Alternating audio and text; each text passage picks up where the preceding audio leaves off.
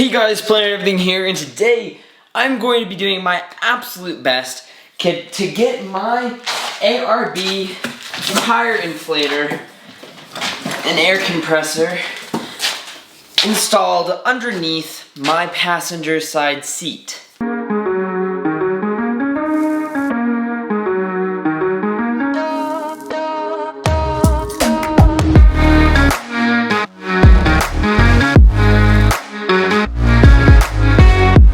So if I am able to do this, you're definitely able to do this.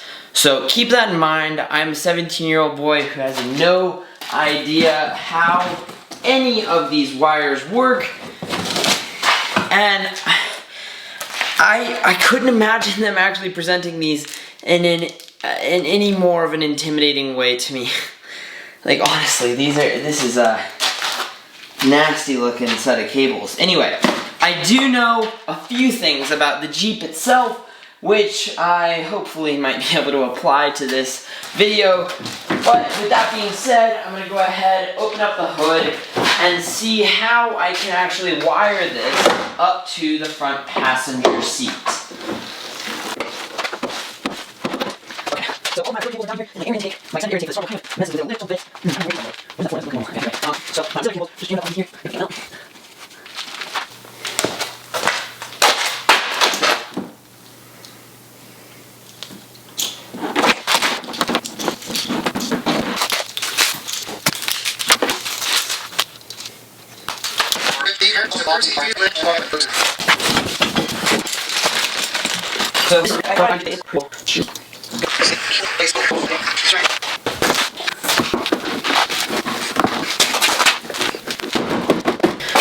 Okay, so the first thing I've done here with my compressor is I have taken off these two bolts right here that actually connect this mounting bracket onto the compressor. And what that should enable me to do is mount it flat onto a mounting bracket so that it'll fit a little bit better underneath a seat.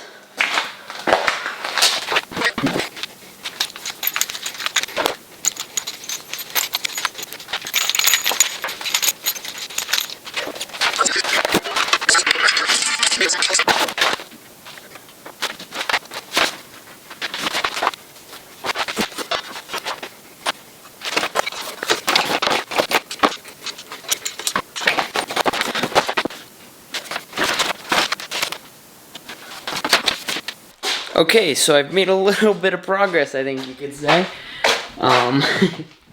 So yeah, that is what you think it is.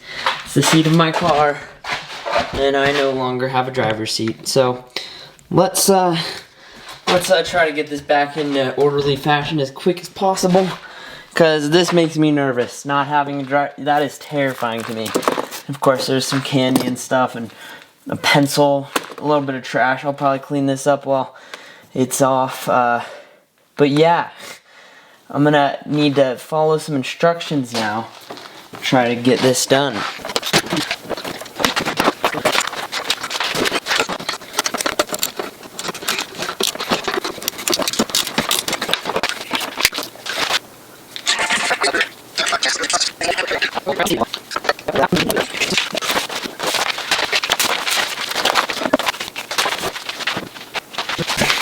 So now we get that air filter that we got. It says ARB on it. Looks something like this, like a lens cap almost. And we can screw it on right here. And this is actually where the compressor is going to take air in when you are using it. So it's kind of an important piece. It's not perfect, but it is. It'll do for now, at least. Forever, probably, actually. Now it's just time to put this in the car, pop the seats back on, and then wire up the wiring harness, which I've heard is pretty easy, but we'll see about that. If you look in here, there is a big fat air conditioning valve that comes out of the ground. And there is nothing on what to do with that on the instructions. So I'm gonna do what the logical thing is to do. Make a little cutout right here. Probably be better if I had a Dremel for this, but I don't. So for now, actually, I don't know how much room there's gonna be. There's probably gonna be a little bit of room there to work with. So we're gonna go ahead and put this in just like this, and now all that's really left to do is we're gonna have to deal with this wiring harness right here. Let me go look at how to wire this thing up. This is gonna probably be the most difficult part of the whole thing. These are the old pieces of carpet that no longer have any use. This is probably the most difficult part, which is just running the actual wire up into the engine. That's gonna be really difficult. So I'll figure out how to do that and get back to you. Okay, so right now we're gonna take this red and white socket here, and we're gonna plug it into the compressor right over here. And from there, and then underneath here, there were two tiny red and blue wires. When you see those actually connect to the pressure switch, which you should have connected to your valve that will eventually hold the air line that comes out, and so on. Now I don't know what to do, but I'll figure it out.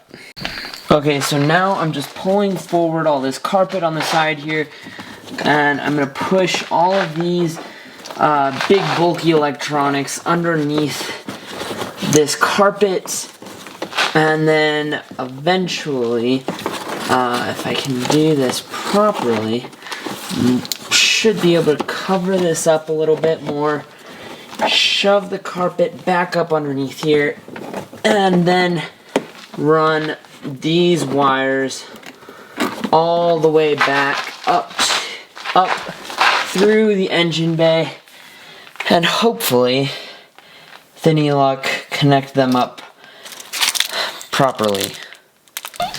Okay, so for tonight I have to be done, but I'll probably keep this as one video because the next part's not going to be very long. All I really have to do now is get some, I think it's like, I don't remember the gauge, but I'll figure that out. Some more wire to get that all the way over to the battery, because right now it doesn't extend all the way over there.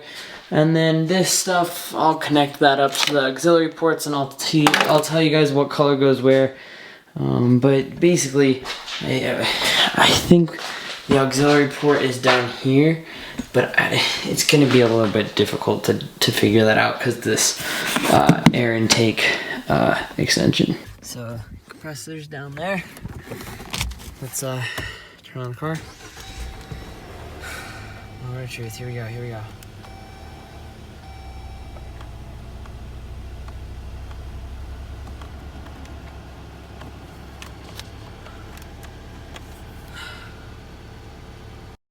Dang it! I found the culprit. The culprit is rushing. That's the culprit. Yep. Yep. Okay, final moment of truth part 2.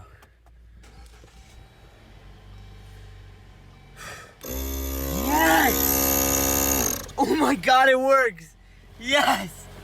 Steps are that you have to do to get this thing in. So first off, you're gonna need to take out your seat. Whether you like it or not, it has to be done. Then you have to cut out a portion of this carpet here. Now it's 120 millimeters out from over here, from right over here. And I do have a slight leak in here. I have to take it off and put some Teflon on. But then you just cut this square out from in the center here, and you assemble the actual mount here. So you assemble this metal and attach the 2 legs. Now they also have the option for you to use this in addition to an air tank underneath the actual floor. I did not have that, and I don't know how to install it, so I'm not going to speak to that, but I do know that some of you can mount it by drilling into the floor of your Jeep. I didn't do that because I don't want to drill in anywhere. So then what I did was pull this carpet out a little bit and ran all of the wiring back up behind here. And mind you, all the wiring is basically that red and white and the red and black piece that go actually into the outlet, and then you end up also connecting your pressure switch. And so from there you go up here, and the fuse and the other thing, what is it called? The relay and the fuse are in here. You need to connect your relay into the wire.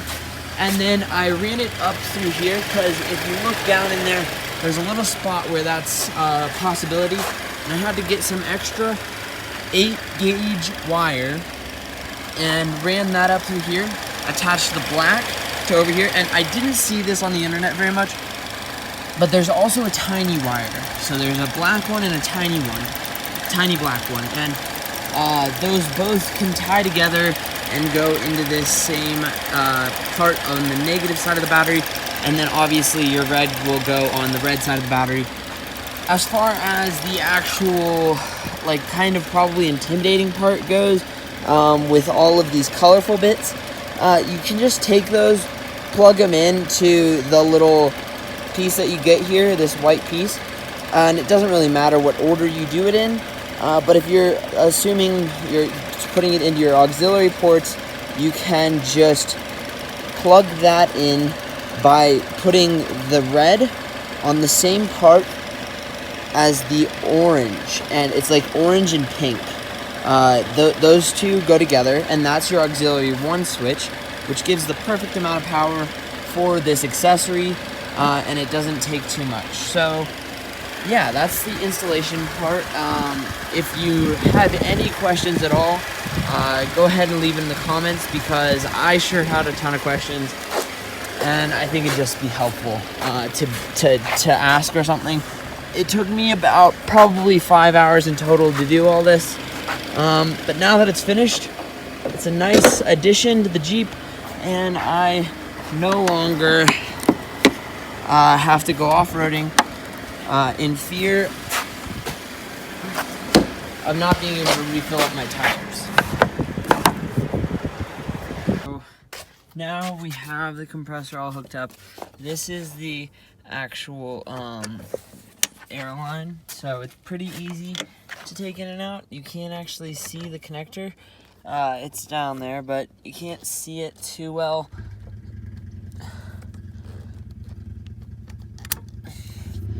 But once you eventually get it seated, are you freaking kidding me?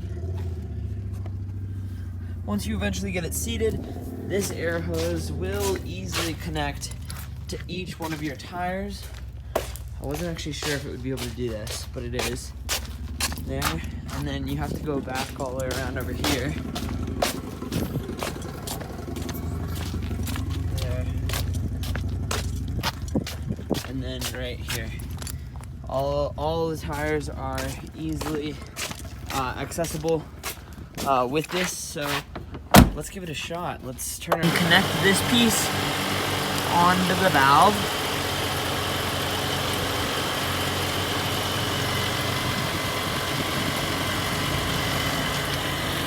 And we see we have about 40 psi. And we can click this button. We're gonna let it go down to 30.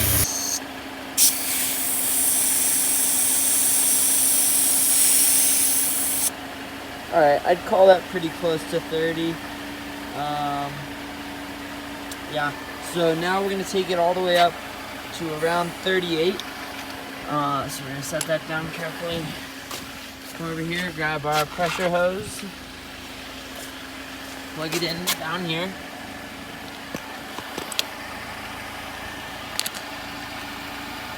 Okay. Now,